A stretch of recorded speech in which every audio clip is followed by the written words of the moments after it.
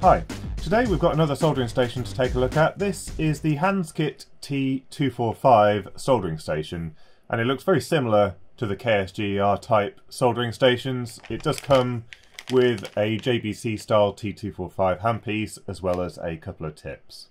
So here it is on Banggood, and it's currently selling for about £70 delivered. However, this version that I've got here with the T245 handpiece has just gone out of stock, so you can't actually order it from Banggood at the moment. However, they do have the same one with the T210 handpiece available for about £75, and also there are obviously sellers on AliExpress. So the T245 version is available on there, and it's probably my preferred handpiece from everything that I've learnt so far, because there's a much wider range of tips available, from very, very fine geometry points up to much larger chisel tips. Now the same seller also has the slightly smaller T210 handpiece if that is your preferred style, and just slightly more expensive. And I should point out all of these are available in 110, 220 or 240 volt versions. And there are also a few sellers selling it with the very small T115 handpiece if that's your preferred style. So I'll put links to all of these in the description down below. So this is what you get inside the package. You get 4 cartridges, and I think these are fairly useless generic cartridges as usual, so you'd be better off getting a genuine JBC, maybe a 0.8 or a 1.2mm chisel for your general purpose soldering. You get a holder for the handpiece, you get the base station itself, and then obviously the T245 handpiece as well, and a little ESD lead. Now there's a few possibly dubious claims in the instruction manual. So we've got the T245 version. However, it seems to suggest that this unit is capable of delivering 240 watts, which I highly doubt. I don't think you can really get a 240 watt power supply in here. Maybe peak power, just instantaneous, but certainly the continuous rating is going to be nowhere near that. Other than that, everything looks, fairly as you'd expect, so hopefully we'll get some decent performance out of this. So let's have a look at the individual parts of the system. So here is the handpiece, and at first glance it looks very similar to a lot of the clones that we've seen so far. So we've got the metal section at the end here, which is used to put the system into sleep mode. Then we've got the green turquoisey coloured grip, which is quite comfortable to hold. Now it was pictured with a foam grip that slides over the top. However, I didn't receive anything in this particular package. I don't know if that was added after my item had shipped. And then we've got this sort of glass fibre reinforced plastic along here, which gives it quite a high quality feel. It does feel like a nice handpiece. However, where it does differ from a lot of the clones, as you can see, the strain relief appears to be extremely thin, probably way more flexible than the cable itself. So it's not actually providing a great deal in the way of strain relief, and as a result, as you can see, it kind of kinks quite easily. So that is where this one probably is a little bit cheaper and different to some of the other clones that we've seen so far.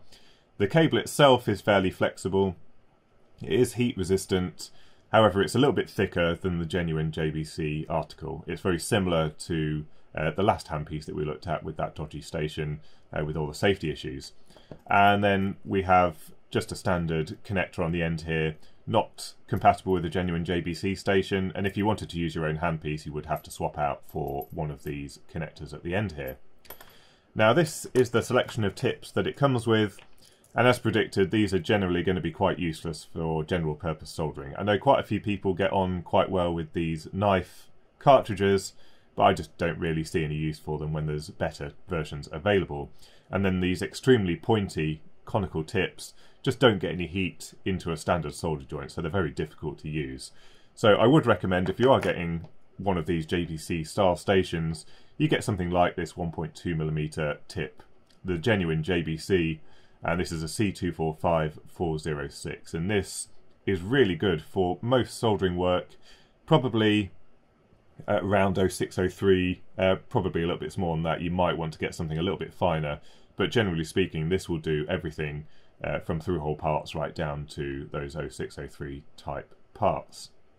Now this is what they supply in terms of a soldering iron stand, and this actually screws into the back of the unit. So you remove 2 of these screws, put this in its place, and then screw the screws through it, and then it becomes kind of a self-contained unit. However, what you'll notice is there's no brass pad or sponge pad to keep your soldering iron tip clean, and it is highly recommended that you do continuously wipe off the excess solder during your soldering process so that you don't contaminate other joints. So you will need to get something separate with a brass pad or a sponge pad in there to do that.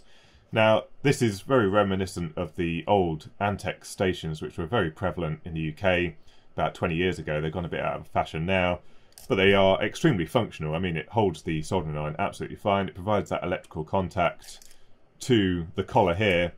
So really, this does everything that you need it to do. It's probably just not as fashionable as some of the other stands that we've got, but it's perfectly functional and certainly shouldn't really cause any problems.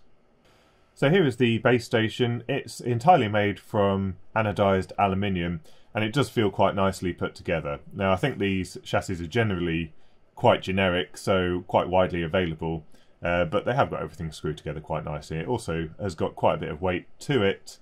Now, in terms of what the unit actually has on it, we've got the 5-pin connector that goes to the soldering iron itself. Then we've got an OLED screen on the front for the menu and also the temperature settings. And then we've got a rotary encoder with a push button for confirming or going through the menus. Now, a lot of the other T245 handpieces that support the sleep mode will need an extra cable to the cradle so that it can detect when the handpiece has been put in the cradle. Now, this unit screws into the back here, and I would have thought it would support just detecting that the handpiece is in the cradle just through the mechanical connection, because this does electrically connect this to ground because it's connected to the chassis. So I would have thought this is all that's needed. However, in some of the illustrations, it shows that you need this extra cable plugged from this port here, and then they showed it clipped to this actual cradle here, which seems a little bit bizarre. You would have thought that it would have done enough to connect it to the chassis. We will test this when we power it up for the first time. But one of the problems with some of the other systems is you end up with a whole mass of cables, so it would have been nice if this was just all self-contained and didn't need anything else. Now, obviously, we can shorten this cable if that is required to tidy it up a little bit, or maybe even just connect it up with a little crimp connector so that we don't have to have all of this on here. So what we'll do now is we'll open it up and have a look inside. We are a professional, so we should be able to open this without any problems. So here we have the insides of the unit, and we have the soldering iron controller just on this very front PCB. So this is a very simple design. There's really not a lot on there. The rest of the unit is dedicated to the power supply. So this is our 24-volt power supply. We'll have a closer look at that in a moment. And then, as you'll notice, we do actually have this separate wire that goes to that banana jack. So in fact, we do need that connector onto the soldering iron cradle, which is a little bit annoying really. It would have been nice if it was all self-contained. Now, the first thing I noticed is I don't see any electrical connection to the chassis in terms of mains earth. There is an earth connection here, as you can see, that is connected to the PCB, but there's certainly no flying leads or anything like that to tie the chassis to mains earth properly. And when you slide out the PCB, you can see there's kind of a loose attempt. So this PCB was in fact designed to fit in this unit. So this is to some extent a custom designed PCB, although the actual electronics is probably fairly generic. But you can see there is some connection here to the chassis, but this is anodized aluminium, so it's not going to make any electrical contact to the actual chassis, so it's almost pointless. It's just kind of a token attempt at trying to get the earth onto there. So we will need to change that. In fact, let's quickly test to see if we actually get any continuity to the metal. So we'll just do a low current test with a multimeter. My multifunction tester is the other side of the house at the moment. But we have contact through the IEC connector onto the PCB. However, if we touch onto the metal chassis, I'll try and find an exposed part. We get nothing, and that's because this entire surface is anodized, so it's not going to make any electrical contact between that trace on the PCB and the actual metal itself. It's already insulated by the coating on the metal. So we will have to rectify that to make this safe, because this is definitely not a Class 2 power supply. Potentially, we could just insulate it, so we could put some insulating material above and below to make sure that there's no chance of anything here touching the chassis. but obviously it'd be better if we just tied the chassis properly to mains earth. So this controller PCB is pretty straightforward, and it's all based around this STC microcontroller, and none of this 32-bit rubbish. This is based on a classic 8051 8-bit CPU. And really, the most complicated thing that it's probably got to do is drive that OLED with the custom graphics. Everything else, you know, the iron control could be done with the simplest microcontroller out there. So we've got a little bit of electronics here, just for interfacing with the rotary encoder, doing a bit of debouncing and some pull-ups. We've got a 78M05, which is being powered by the 24-volt supply to give us our regulated 5 volts. This is running a little bit close to its limits. That's quite a big differential in voltage, but it should be okay provided that the electronics isn't drawing too much power. And then the soldering iron itself is driven from 24 volts through this MOSFET here, which is doing a PWM type waveform. Then there's a little bit of signal conditioning here, so we've got a single op amp here which is reading the thermocouple and converting that into an analog voltage which can be read by the ADC that's built in to the microcontroller. We've got an annoying buzzer, as usual. We might have to stick some blue tack or something like that over there. And then on the silk screen, they're very helpfully labelled what all of the connectors do, along with their pinout, which is quite handy if you did want to reverse engineer some of this. So the power supply itself is quite surprising in that it does appear to be quite nicely made and nothing too much to grumble about. Now, first of all, there's no indication as to what the power rating of this power supply is, but I can guarantee it's not 10 amps at 24 volts. There's just not enough on here, and the heat sinks are too small and that kind of thing. So it's probably significantly lower than that. There's probably just enough capacitance on here to provide that peak power for those very low resistance cartridges on this soldering station. Now, a lot of the components are fitted that you'd expect on a fairly decent power supply. So we've got all of the filtering components. We have got an inline fuse. Now, this is on the neutral line, which may surprise quite a few of you. Ideally, you would have it on the line connection, but this isn't there to prevent any kind of electrical shock. If you get a shock from this power supply, no fuse is going to save you. You need something like an RCD or the equivalent to actually do that. So this is there to prevent an overload situation occurring, and provided it cuts either of these two conductors off, that will shut the power supply down and it will protect it from you know, going further in terms of producing fire, that kind of thing. So we've got the filtering components. We've got quite a chunky bridge rectifier here rather than the 4 discrete diodes. We've got a couple of large capacitors. These are Chong branded, probably as to be expected, but certainly shouldn't cause any problems. Then we've got quite a chunky flyback transformer, but yeah, the size of this is just not big enough at the kind of switching frequencies that we're talking about. I think it was somewhere around 200 kilohertz. We'd need much bigger than that to get 10 amps out of it. Now, I was looking around for the controller.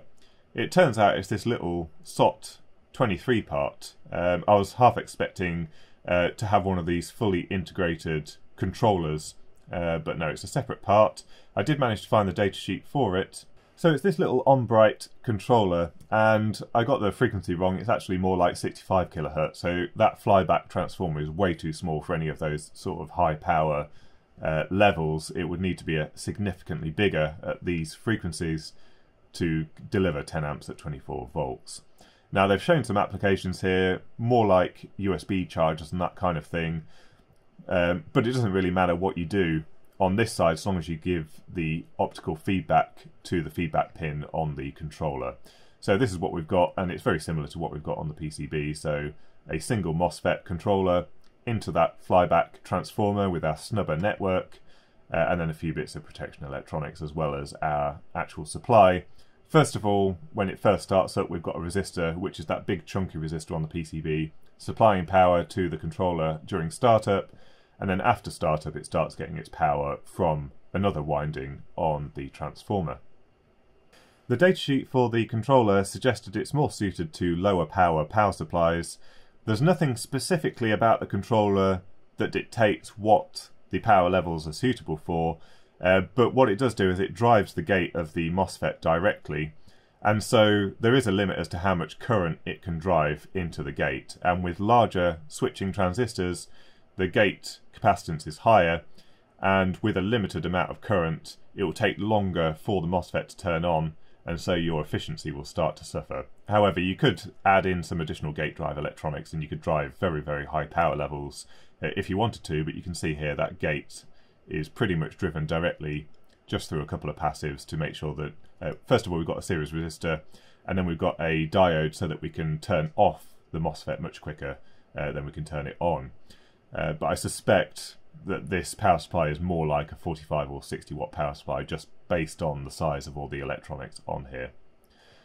So this is our MOSFET. We've got a dual diode here which is doing our rectification, and then we've just got some smoothing and some additional filtering here into our 24 volt output. So everything kind of looks in order here and nothing too much to worry about, other than we do need to sort out that earth connection to the chassis.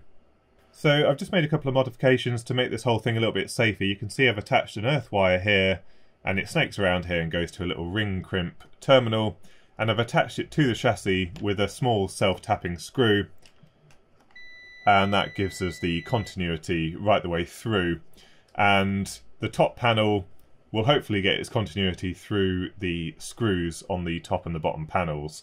Ideally you'd have one of these on every section linking it all together, but I don't think the risk is worth it on the top panel. I think more of the risk is around the bottom, where we've got all of those solder joints in very close proximity to the bottom of the chassis. Now the other thing that I've added is a bit of sleeving to that sense wire, because I notice it's snaked past the mains parts of the power supply, so I've added a bit of sleeving onto that wire. Although it's probably not at mains potential, you can see that it is tied down to a non-isolated part of the power supply. This is the isolated part from the transformer all the way around here and down here. So this technically could be live at some other potential. So we do want to protect this heatsink from rubbing against that wire. So that bit of extra sleeving should do the job. Now I was just having a think about the handpiece detection, because what I've done now is I've attached the chassis to mains earth, but the way this is set up, this would have been screwed in directly to the chassis as well, which means that this would be at mains earth, as well as having the handpiece detection lead tied to it. But the power supply itself is an isolating power supply. There's no reference to mains on this side, so it should still work. But I think, just to be on the safe side, what I'm going to do is add some insulating washers, maybe use nylon screws here, just so there's definitely no contact between mains earth and this springy holder. So we've got it back together. This is my little modification, so a nylon screw and a nylon nut. These are M3 screws, and that completely isolates the cradle from the chassis. Like I said, it's probably not needed, but this just guarantees that there's not going to be any problems. Also, I've just shortened this lead because the way they illustrate it, you plug this in here and then you use a little crocodile clip and clip it onto the cradle itself like this. So with that extra massive cable it would have been a mess. This just tidies it up, but it would probably not be nicer if we just connected this directly with a little ring terminal to the cradle. So we should be able to power this up now and have a look at the user interface and how well it does any soldering. So let's take a look at the system. We'll turn it on. There's no handpiece connected at the moment, so yeah, we get an error. Now the menu is extremely straightforward. So we have to hold the button down for 3 seconds and then it will go into the menu. The first menu item is the temperature setting, and we have the standby temperature and then the boot temperature. So the standby temperature is the temperature that it's going to drop to when the handpiece is detected as being in the cradle, and then the boot temperature. Now there's a couple of options here. So first of all, if it's set to 0, when you boot up the station it will resume the original temperature that was set the last time you turned it off, and then you have an alternative where you can just preset a specific value. So if we set this up to 330 degrees for example, every time you turn this soldering iron on it will boot up with a preset of 330 degrees C. Even if you're using it previously at a very different temperature, this will mean that it always resumes at one specific temperature, which can be useful, but I think I'm just going to leave this at the default of 0. Now we go back up the menu with a 3-second press. Now we have another menu item, other settings. So first of all we've got the sleep timer, so that's the number of minutes once the handpiece is in the cradle before this system goes into sleep mode and turns off the iron. And the other one is a factory reset. and then there's one other menu item, and that is the temperature calibration. So we can do a quick temperature calibration once we've plugged in the iron, but basically this allows us to change the offset so that you can calibrate a specific temperature. It's just a 1-point calibration, so it's likely that it's not going to be accurate across the entire slope. Okay, so we've got a soldering iron connected now. Let's turn it on. And that was it. It looks like it heated up already. So very, very quick to heat up. If we adjust the temperature, you get this little arrow pointing down when it's cooling down. You can see this slowly dropping. And if we increase the temperature, it does a few hits right up to maximum power, but it's there already. So very responsive, which is what we'd expect for these JBC cartridges. So this looks like it's going to behave as we would like and as we expect from these types of cartridges. Now, one thing that I've just noticed, I'll just turn the lab lights up because it's affecting the focus a little bit, but you'll notice that it's heating up normally, yet I've got the handpiece in the cradle, and unfortunately it looks like they haven't actually connected that collar internally to the connector. So when we touch the tip on the spring, it goes into sleep mode, which you can just about see there. But if you touch the collar, it doesn't. So unfortunately that means you do have to sit it at a slightly odd angle just so that the tip contacts the spring, which is a bit annoying really, because these springs do actually work quite well to hold your soldering iron, but unfortunately when you push it in home, it doesn't make contact properly with it, so the sleep mode doesn't work. So a little bit of a flaw there. Now you could absolutely use one of the Aixon style cradles and connect the lead into here and it would work as you'd expect, but it's a shame that this doesn't quite work as you'd like. Maybe with certain tips it would manage to make contact, but for this one that comes with it, it doesn't make contact properly, which is a bit of a shame. So it's currently set to 330 degrees C. So we'll just give the tip a quick clean and then we'll see how close we are.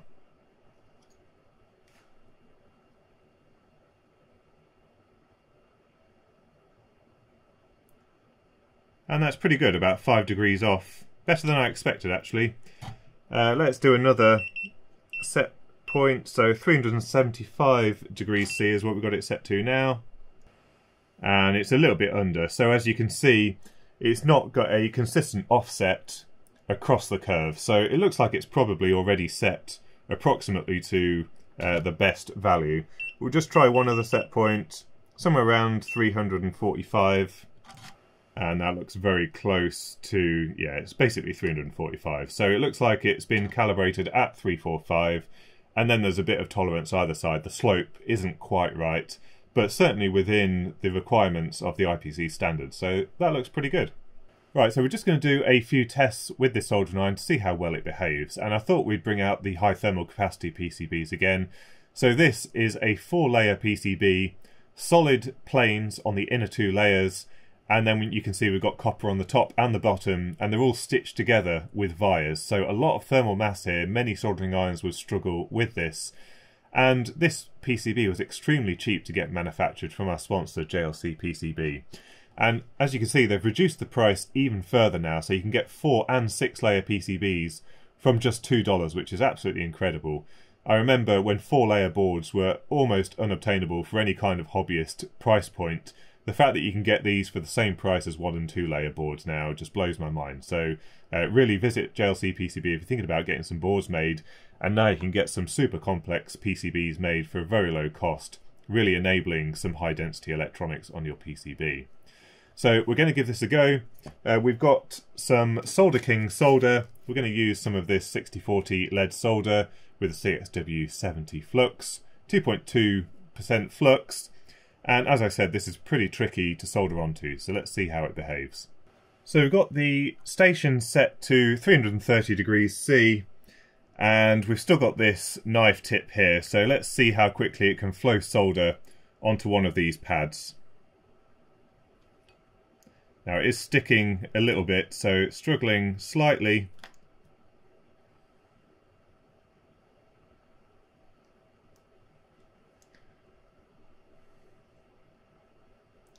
Now I suspect there's probably a limitation here with this tip, because on the power meter it's only drawing about 30 watts, so definitely not putting the most amount of power it can do into one of these cartridges, but you can definitely see that it is actually flowing quite happily onto that pad.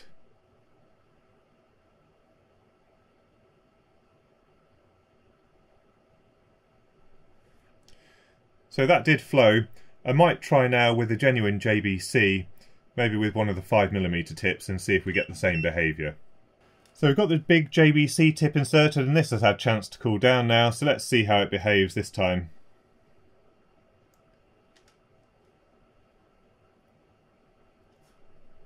And it's putting about 60 watts in this time, and as you can see, that is much quicker at melting the solder. So that tip was definitely a limitation with the amount of power that we were able to transfer into the PCB.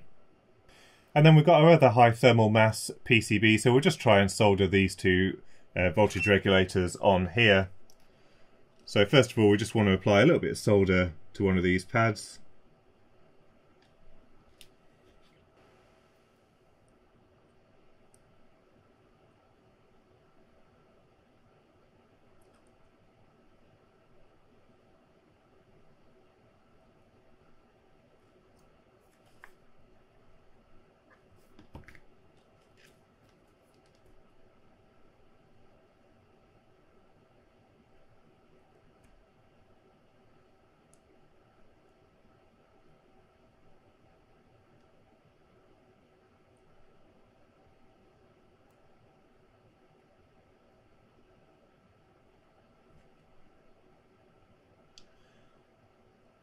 So this is proving to be a little bit of a challenge for this station.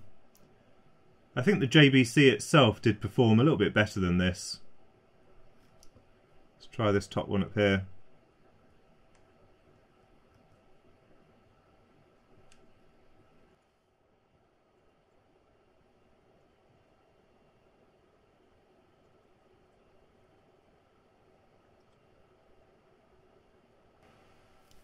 So yeah, definitely a little bit slower. Let's see if we can get these to flow a little bit better.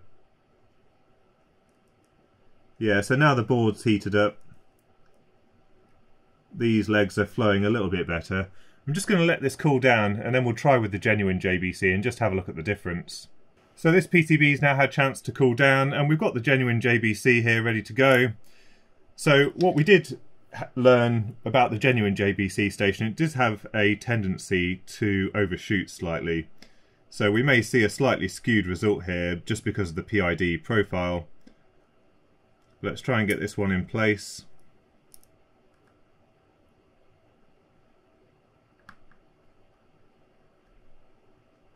And by the way, this is exactly the same tip. I've just put it into the other handpiece. And let's see how this solders.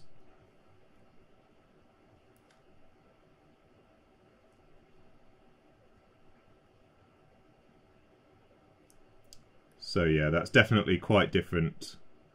Solders along there much better. Let's have a look at the top pad as well.